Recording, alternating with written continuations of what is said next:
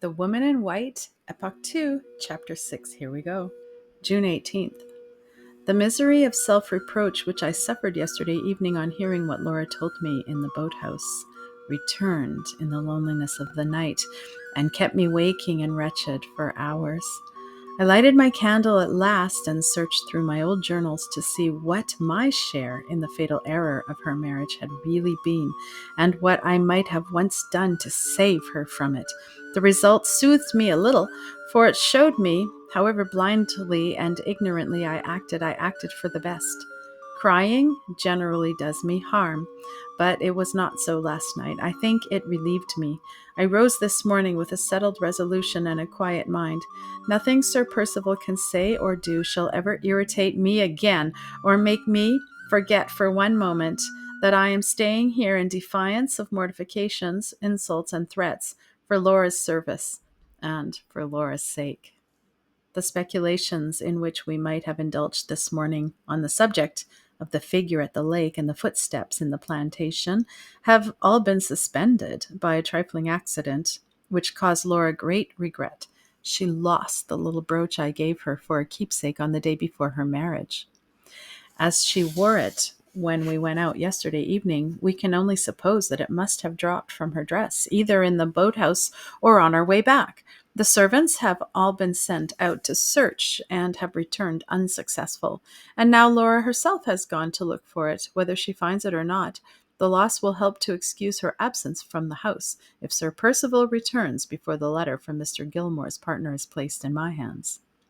1 o'clock has just struck. I am considering whether I had better wait here for the arrival of the messenger from London, or slip away quietly and watch for him outside the lodge gate. My suspicion of everybody and everything in this house inclines me to think that the second plan may be the best. The Count is safe in the breakfast room. I heard him through the door as I ran upstairs 10 minutes since, exercising his canary birds at their tricks.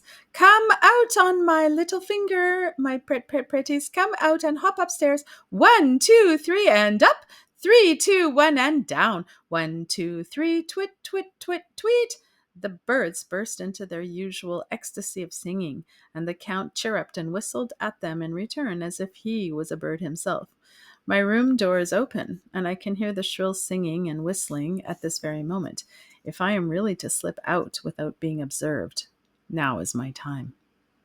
4 o'clock. The 3 hours have passed since I made my last entry and have turned the whole march of events at Blackwater Park in a new direction. Whether for good or for evil, I cannot dare to decide. Let me go back first to the place where I left off, or I shall lose myself in the confusion of my own thoughts. I went out as I had proposed to meet the messenger with my letter from London at the lodge gate. On the stairs, I saw no one. In the hall, I heard the Count still exercising his birds. But on crossing the quadrangle outside, I passed Madame Fosco walking by herself in her favorite circle, round and round the great fish pond. I at once slackened my pace so as to avoid all appearance of being in a hurry, and even went the length, for caution's sake, of inquiring if she thought of going out before lunch. She smiled at me in the friendliest manner, and said she preferred remaining near the house, nodded pleasantly, and re-entered the hall. I looked back and saw that she had closed the door before I had opened the wicket by the side of the carriage gates. In less than a quarter of an hour, I reached the lodge. The lane outside took a sudden turn to the left, ran on straight for 100 yards or so, and then took another sharp turn to the right to join the high road.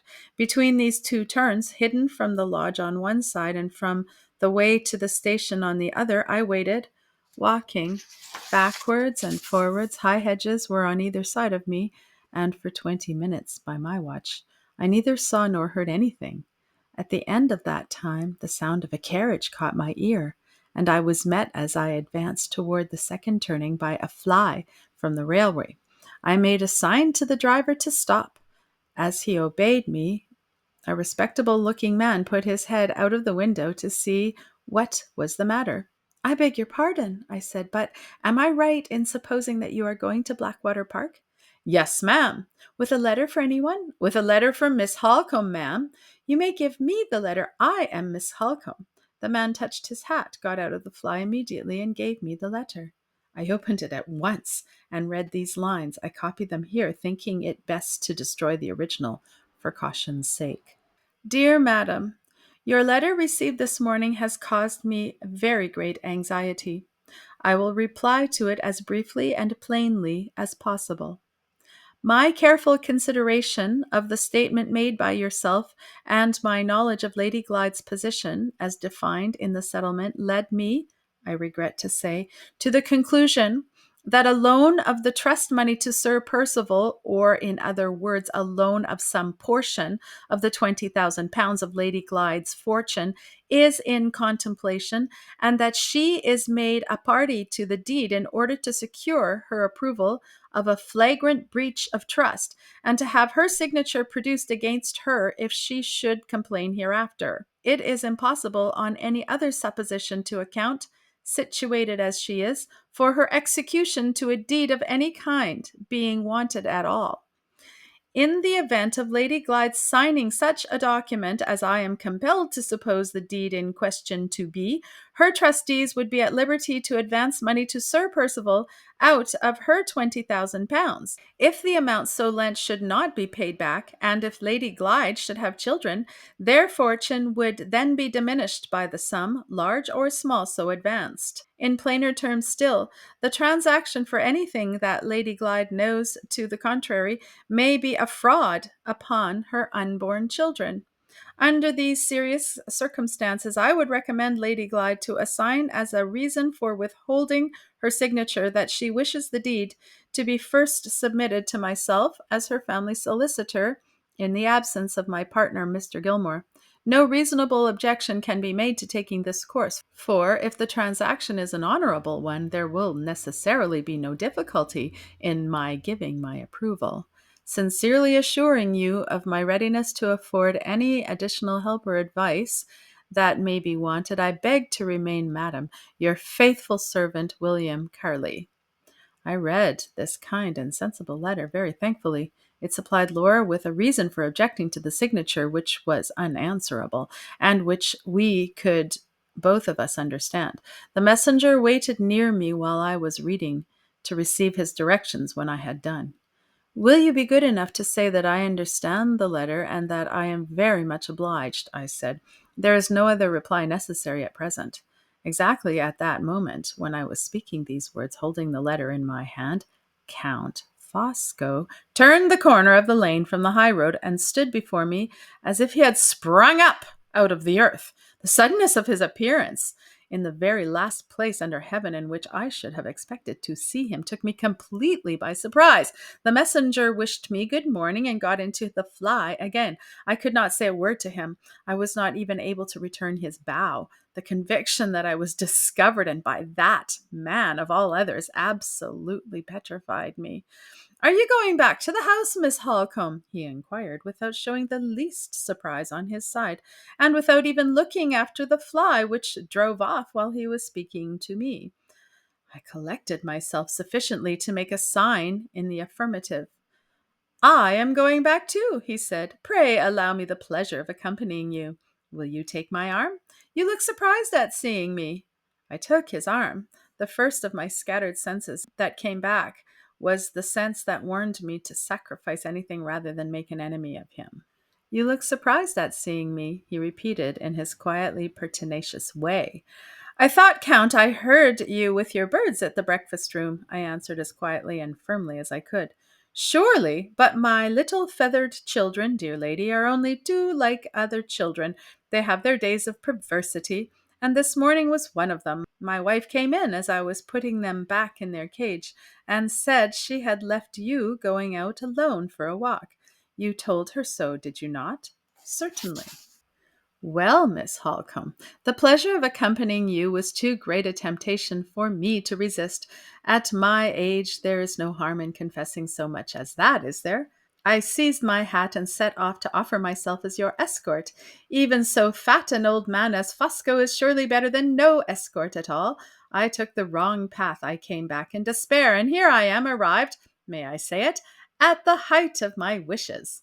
He talked on in this complimentary strain, with a fluency which left me no exertion to make beyond the effort of maintaining my composure. He never referred in the most distant manner to that which he had seen in the lane, or to the letter which I still had in my hand. This ominous discretion helped to convince me that he must have surprised, by the most dishonorable means, the secret of my application in Laura's interest to that lawyer, and that having now assured himself of the private matter in which I had received the answer, he had discovered enough to suit his purposes, and was only bent on trying to quiet the suspicions which he knew he must have aroused in my mind.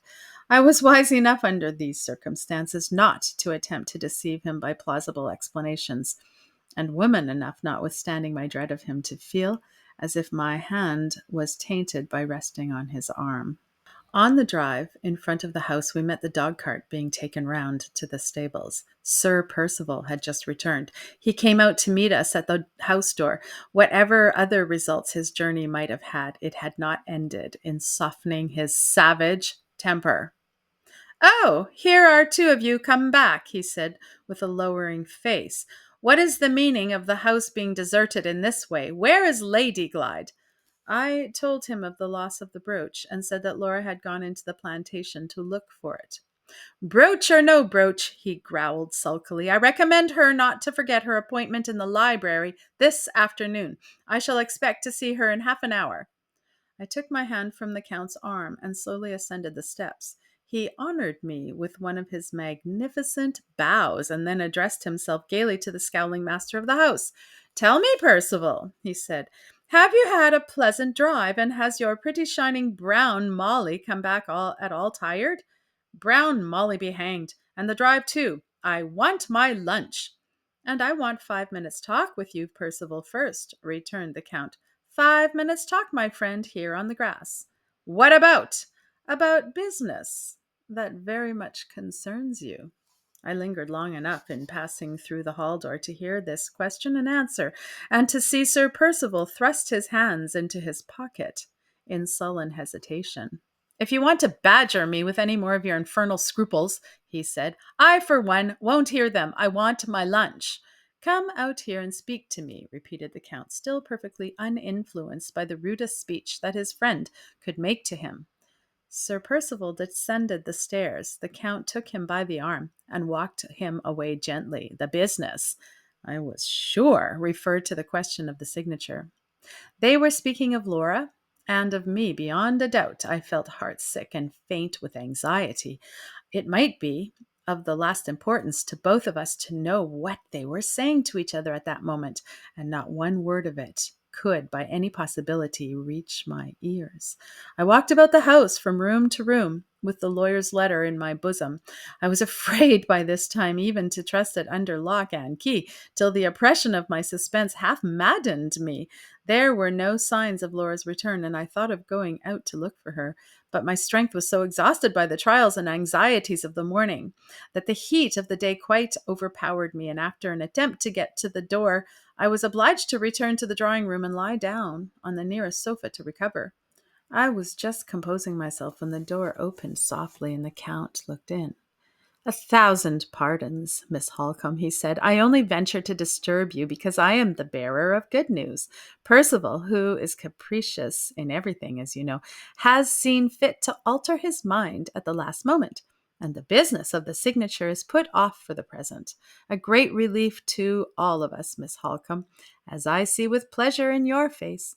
Pray present my best respects and felicitations when you mentioned this pleasant change of circumstances to Lady Glyde." He left me before I had recovered my astonishment. There could be no doubt that this extraordinary alteration of purpose in the matter of the signature was due to his influence, and that his discovery of my application to London yesterday, and of my having received an answer to it today, had offered him the means of interfering with certain success. I felt these impressions, but my mind seemed to share the exhaustion of my body, and I was in no condition to dwell on them with any useful reference to the doubtful present or the threatening future. I tried a second time to run out and find Laura, but my head was giddy and my knees trembled under me. There was no choice but to give it up again and return to the sofa, sorely against my will. The quiet in the house and the low murmuring hum of the summer insects outside the open window soothed me. My eyes closed of themselves, and I passed gradually into a strange condition, which was not waking, for I knew nothing of what was going on about me, and not sleeping, for I was conscious of my own repose. In this state, my fevered mind broke loose from me while my weary body was at rest and in a trance or daydream of my fancy. I do not know what to call it. I saw Walter Hartwright. I had not thought of him since I rose that morning. Laura had not said one word to me, either directly or indirectly referring to him, and yet I saw him now as plainly as if the past time had returned, and we were both together again at Limridge House. He appeared to me as one among many other men, none of whose faces I could plainly discern. They were all lying on the steps of an immense ruined temple, colossal tropical trees with rank creepers twining endlessly about their trunks, and hideous stone idols glimmering and grinning at intervals behind leaves and stalks and branches surrounded the temple and shut out the sky, and threw a dismal shadow over the forlorn band of men on the steps. White exhalations twisted and curled up stealthily from the grounds, approached the men in wreaths like smoke, touched them, and stretched them out dead, one by one, in the places where they lay. An agony of pity and fear for Walter loosened my tongue, and I implored him to escape. Come back, I said. Remember your promise to her and to me. Come back to us before the pestilence reaches you and lays you dead like the rest. He looked at me with an unearthly quiet in his face. Wait, he said, I shall come back. The night when I met the lost woman on the highway was the night which set my life apart to be the instrument of a design that is yet unseen. Here, lost in the wilderness, or there, welcomed back in the land of my birth, I am still walking on the dark road which leads me and you, and the sister of your love and mine, to the unknown retribution and the inevitable end. Wait and look. The pestilence which touches the rest will pass me.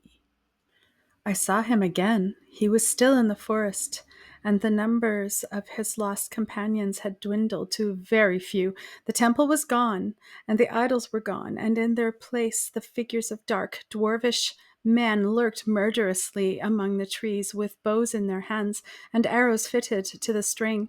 Once more I feared for Walter, and I cried out to warn him. Once more he turned to me, with the immovable quiet in his face. Another step, he said, on the dark road. Wait and look. The arrows that strike the rest will spare me. I saw him for the third time in a wrecked ship stranded on a wild sandy shore. The overloaded boats were making away from him for the land, and he alone was left to sink with the ship. I cried to him to hail the hindmost boat and to make a last effort for his life. The quiet face looked at me in return, and the unmoved voice gave me back the changeless reply. Another step on the journey. Wait and look. The sea which drowns the rest will spare me. I saw him for the last time. He was kneeling by a tomb of white marble, and the shadow of a veiled woman rose out of the grave beneath and waited by his side. The unearthly quiet of his face had changed to an unearthly sorrow, but the terrible certainty of his words remained the same. Darker and darker, he said, farther and farther yet. Death takes the good, the beautiful, and the young, and spares me.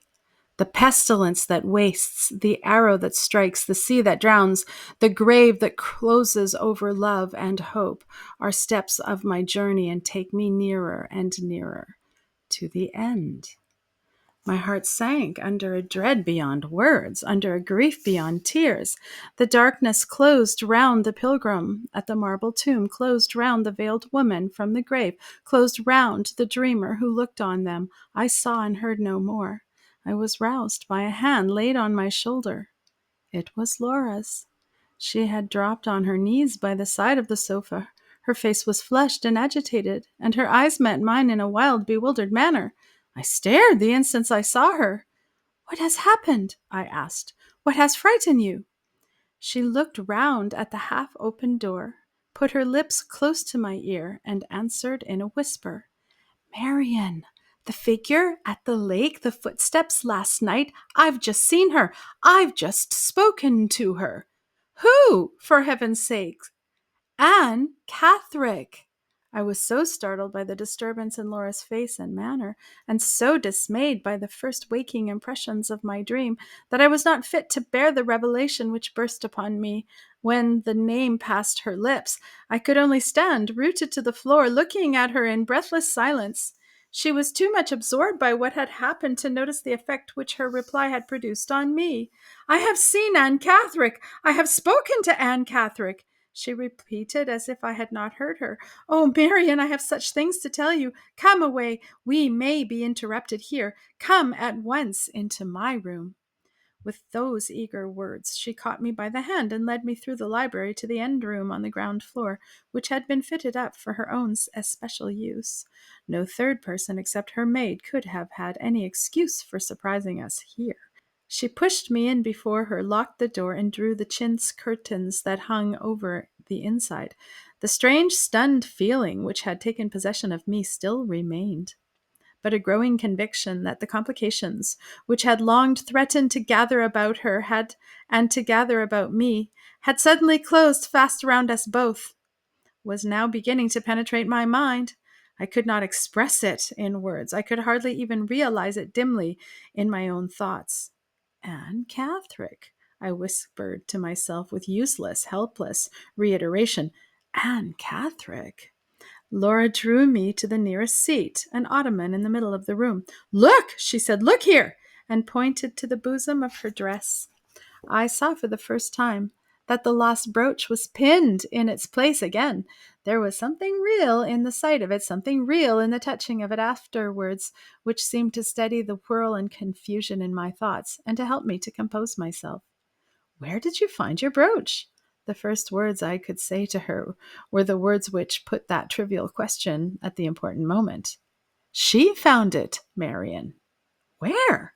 On the floor of the boathouse. Oh, how shall I begin? How shall I tell you about it? She talked to me so strangely. She looked so fearfully ill, and she left me so suddenly. Her voice rose as the tumult of her recollections pressed upon her mind.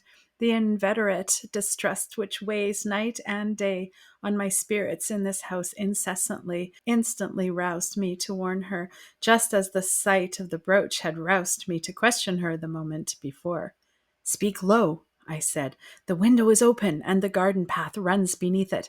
Begin at the beginning, Laura. Tell me, word for word, what passed between that woman and you. Shall I close the window? No, only speak low. Only remember that Anne Catherick is a dangerous subject under your husband's roof. Where did you first see her? At the boathouse, Marian. I went out, as you know, to find my brooch, and I walked along the path through the plantation, looking down on the ground carefully at every step.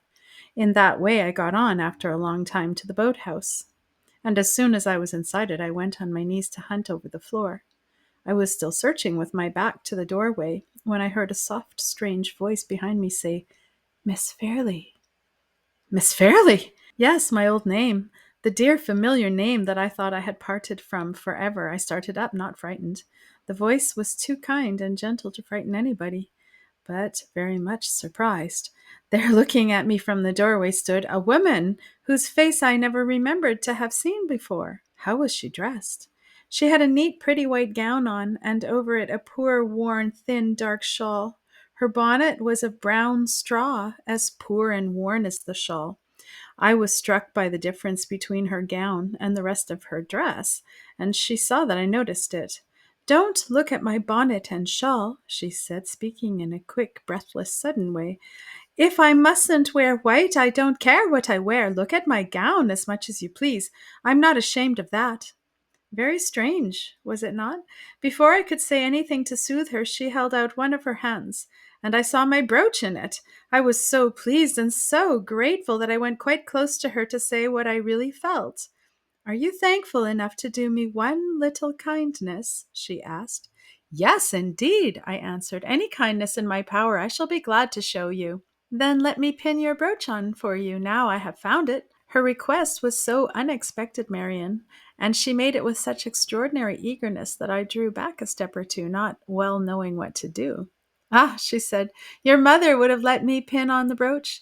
There was something in her voice and in her look, as well as in her mentioning my mother in that reproachful manner, which made me ashamed of my distrust. I took her hand with the brooch in it and put it gently on the bosom of my dress. You knew my mother? I said. Was it very long ago? Have I ever seen you before?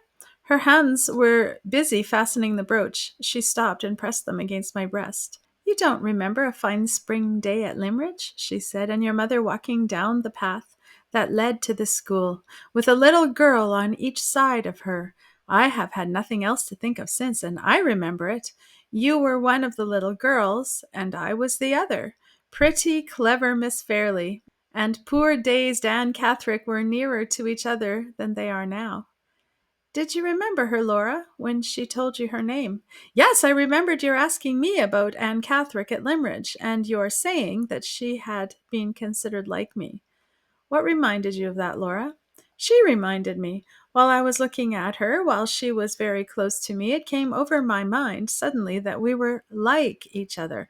Her face was pale and thin and weary, but the sight of it startled me, as if it had been the sight of my own face in a glass after a long illness. The discovery, I don't know why, gave me such a shock that I was perfectly incapable of speaking to her for the moment.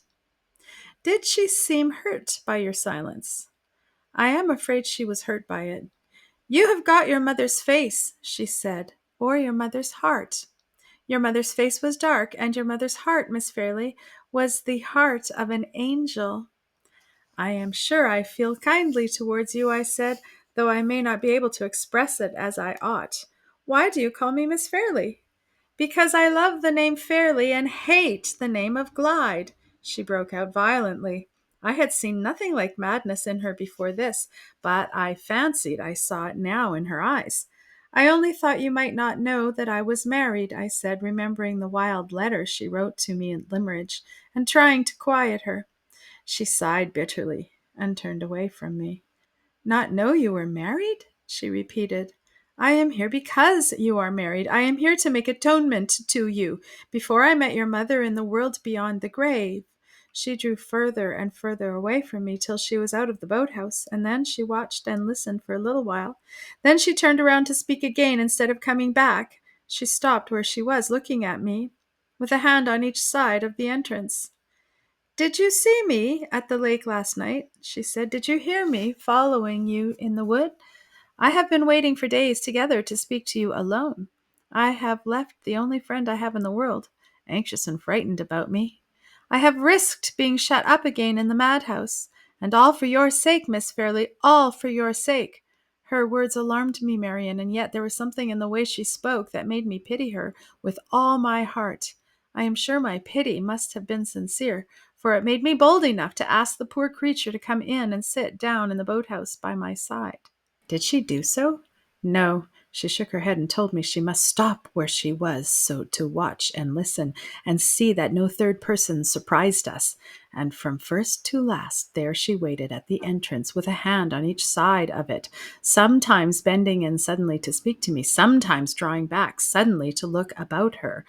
I was here yesterday, she said, before it came dark, and I heard you and the lady with you talking together. I heard you tell her about your husband. I heard you say that you had no influence to make him believe you, and no influence to keep him silent. Ah, I knew what those words meant. My conscience told me while I was listening.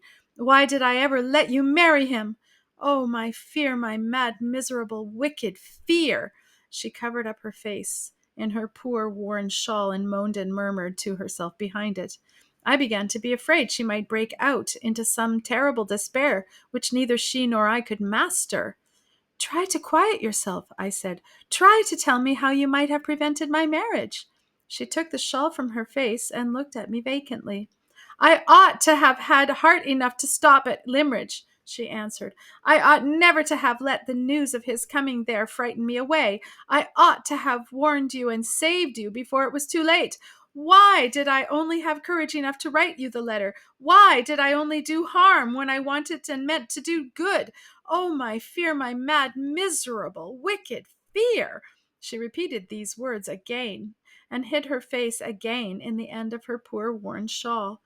It was dreadful to see her, and dreadful to hear her. Surely, Laura, you asked her what the fear was which she dwelt on so earnestly. Yes, I asked that. And what did she say? She asked me in return if I should not be afraid of a man who had shut me up in a madhouse, and who would shut me up again if he could. I said, Are you afraid still? Surely you would not be here if you were afraid now. No, she said, I am not afraid now.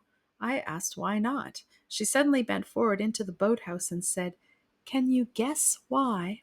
I shook my head. Look at me, she went on. I told her I was grieved to see that she looked very sorrowful and ill. She smiled for the first time. Ill, she repeated. I'm dying. You know why I am not afraid of him now. Do you think I shall meet your mother in heaven? Will she forgive me if I do? I was so shocked and so startled that I could not make any reply.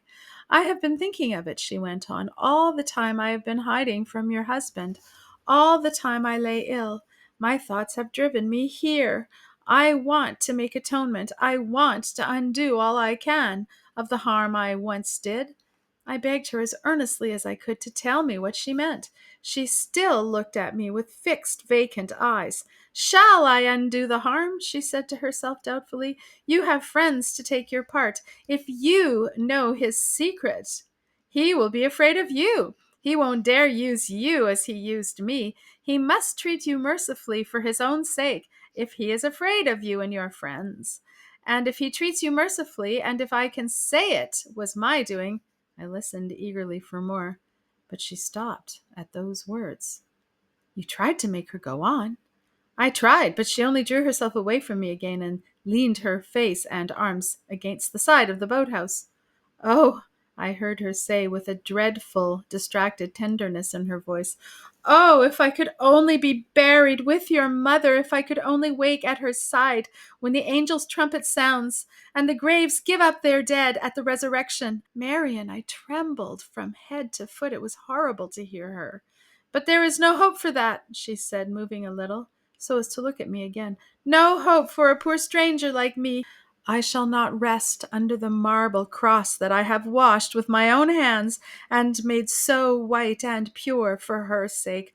Oh no, oh no. God's mercy, not man's, will take me to her, where the wicked cease from troubling and the weary are at rest. She spoke those words quietly and sorrowfully, with a heavy, hopeless sigh, and then waited a little. Her face was confused and troubled. She seemed to be thinking or trying to think. What was it I said just now? She asked after a while. When your mother is in my mind, everything else goes out of it. What was I saying? What was I saying? I reminded the poor creature as kindly and delicately as I could. Ah, yes, yes, she said, still in a vacant, perplexed manner. You are helpless with your wicked husband, yes, and I must do what I have come here to do. I must make it up to you for having been afraid to speak out at a better time. What is it that you have to tell me? I asked. The secret that your cruel husband is afraid of, she answered. I once threatened him with the secret and frightened him. You shall threaten him with the secret and frighten him too. Her face darkened, and a hard, angry stare fixed itself in her eyes. She began waving her hand at me in a vacant, unmeaning manner. My mother knows the secret, she said. My mother has wasted under the secret half her lifetime. One day, when I was grown up, she said something to me, and the next day your husband— Yes, yes, go on. What did she tell you about your husband?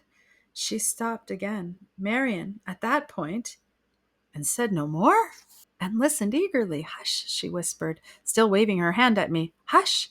She moved aside out of the doorway, moved slowly and stealthily, step by step, till I lost her past the edge of the boathouse.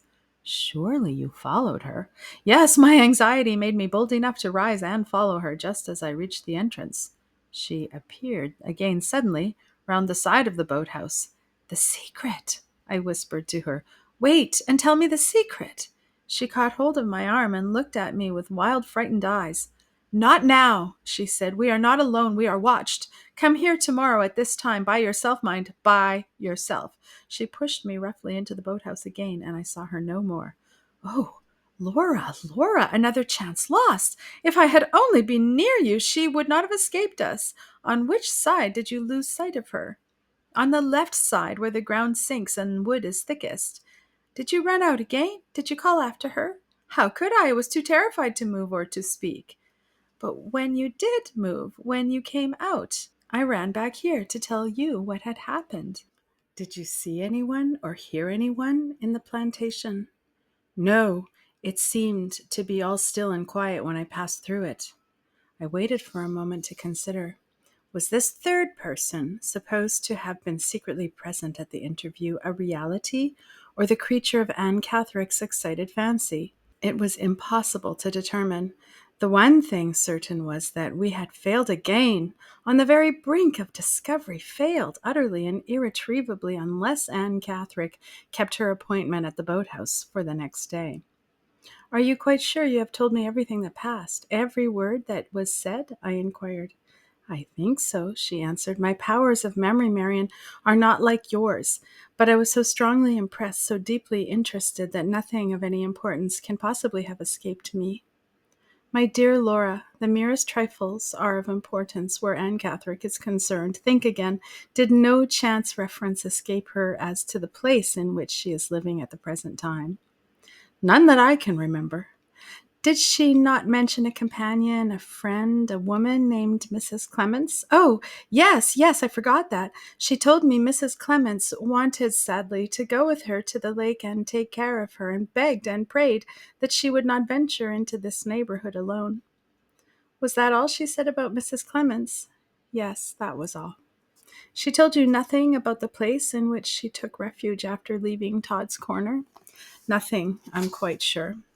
Nor where she has lived since, nor what her illness has been? No, Marian, not a word.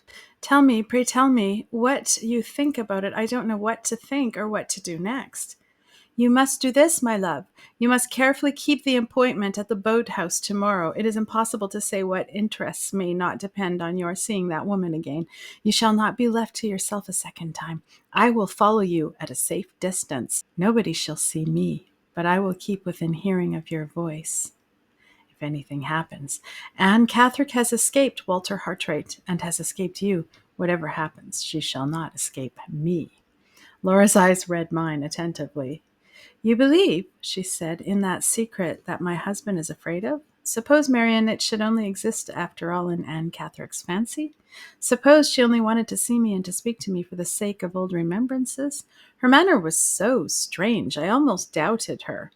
Would you trust her in other things? I trust nothing, Laura, but my own observation of your husband's conduct. I trust Anne Catherick's words by his actions, and I believe there is a secret.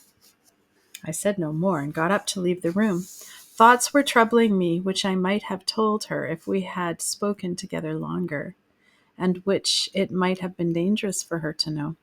The influence of the terrible dream from which she had wakened me hung darkly and heavily over every fresh impression which the progress of her narrative produced on my mind. I felt the ominous future coming close, chilling me with an unutterable awe, forcing on me the conviction of an unseen design in the long series of complications which had now fastened round us. I thought of Hartwright as I saw him in the body when he said farewell, and I saw him in the spirit in my dream. And I, too, began to doubt now whether we were not advancing blindfold to an appointed and inevitable end.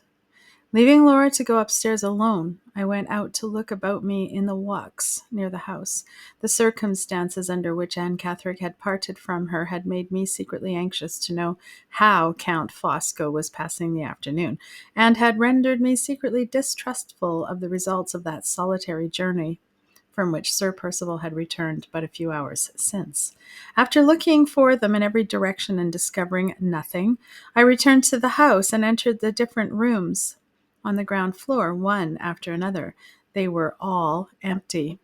I came out again into the hall and went upstairs to return to Laura. Madame Fosco opened her door as I passed it in my way along the passage, and I stopped to see if she could inform me of the whereabouts of her husband and Sir Percival. Yes, she had seen them both from her window more than an hour since. The Count had looked up with his customary kindness, and had mentioned with his habitual attention to her in the smallest trifles that he and his friend were going out together for a long walk. For a long walk.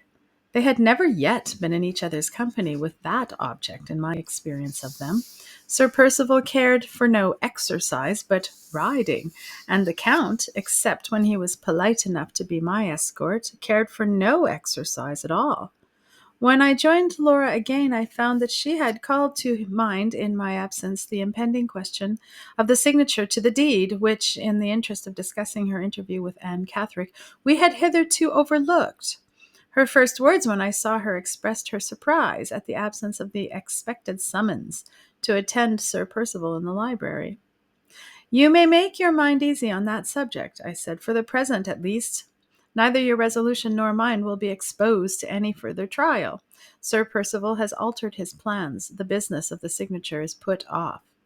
"Put off?" Laura repeated amazedly. "Who told you so?" "My authority is Count Fosco. I believe it is to his interference that we are indebted for your husband's sudden change of purpose."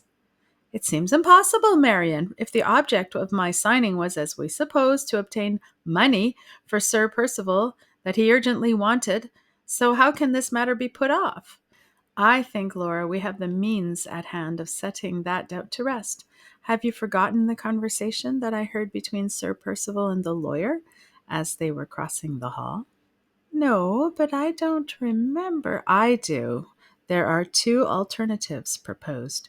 One was to obtain your signature to the parchment. The other was to gain time by giving bills at 3 months. The last resource is evidently the resource now adopted, and we may fairly hope to be relieved from our share in Sir Percival's embarrassments for some time to come." "Oh, Marian, it sounds too good to be true." "Does it, my love? You complimented me on my ready memory not long since, but you seem to doubt it now. I will get my journal, and you shall see if I am right or wrong." I went away and got the book at once.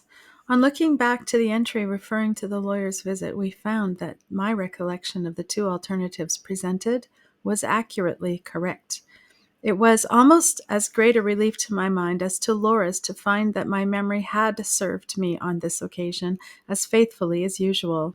In the perilous uncertainty of our present situation, it is hard to say what future interests may not depend upon the regularity of the entries in my journal and upon the reliability of my recollection at the time when I make them.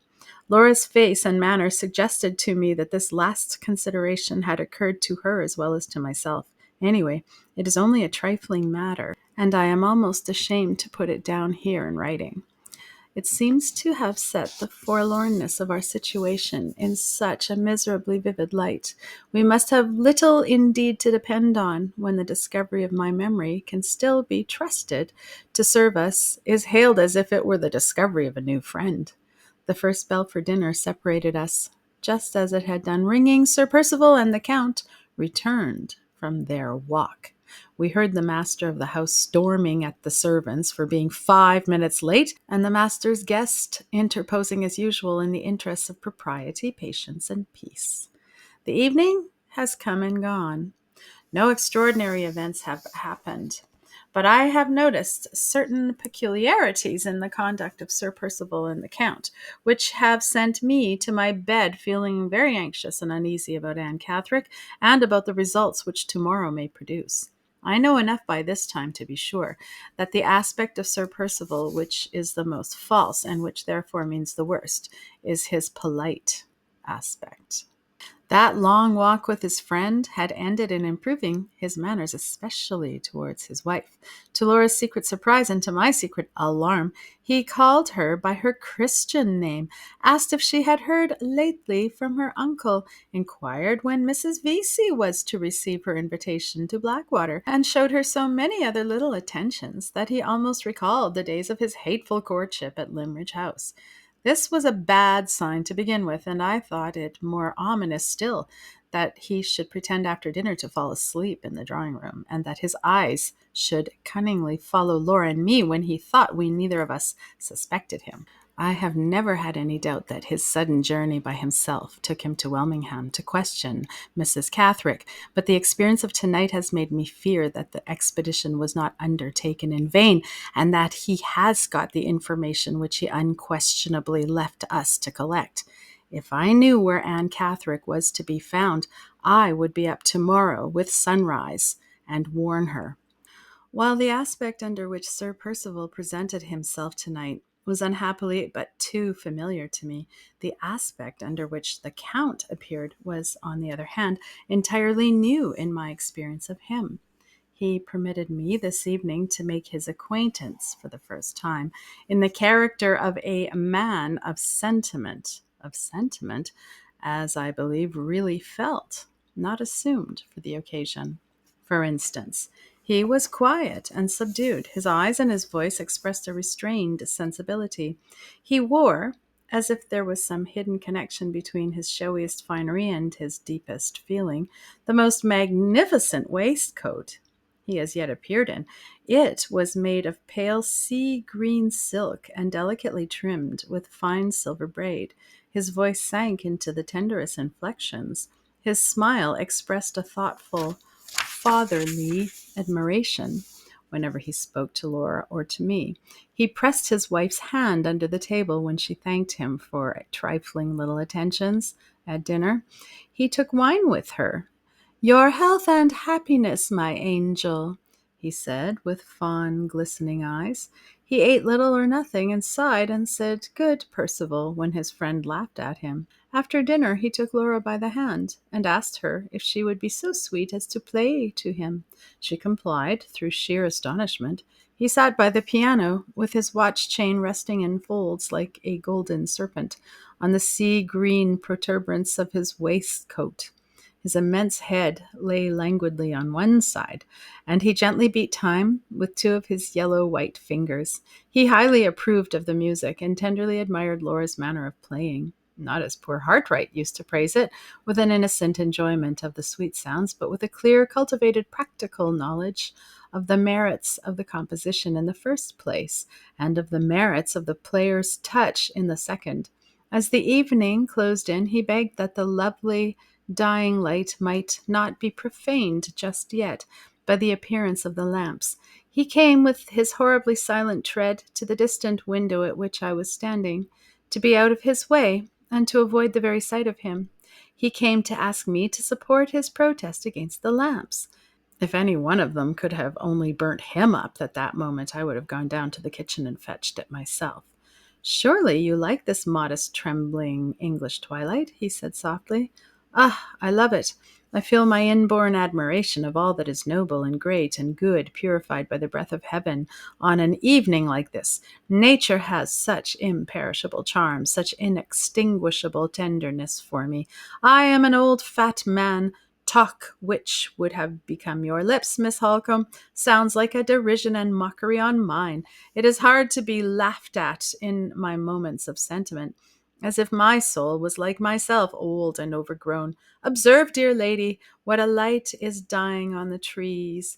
Does it penetrate your heart as it penetrates mine?" He paused, looking at me, and repeated the famous lines of Dante on the evening time, with a melody of tenderness which added a charm of their own to the matchless beauty of the poetry itself.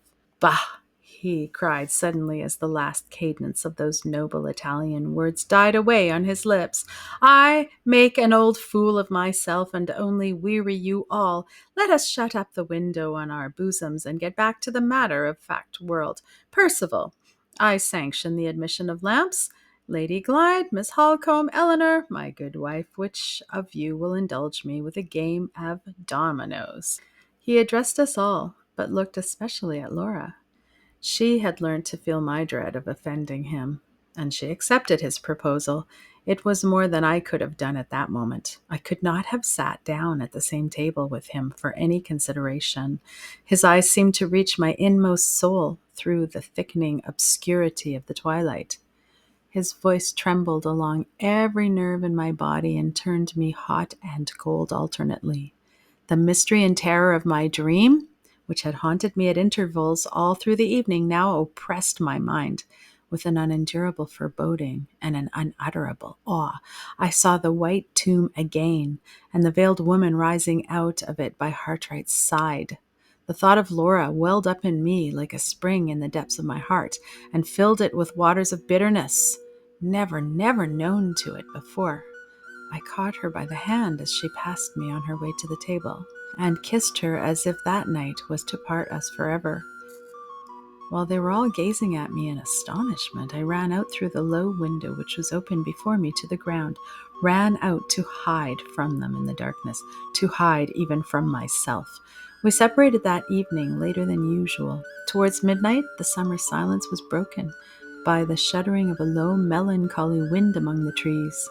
We all felt the sudden chill in the atmosphere, but the Count was the first to notice the stealthy rising of the wind.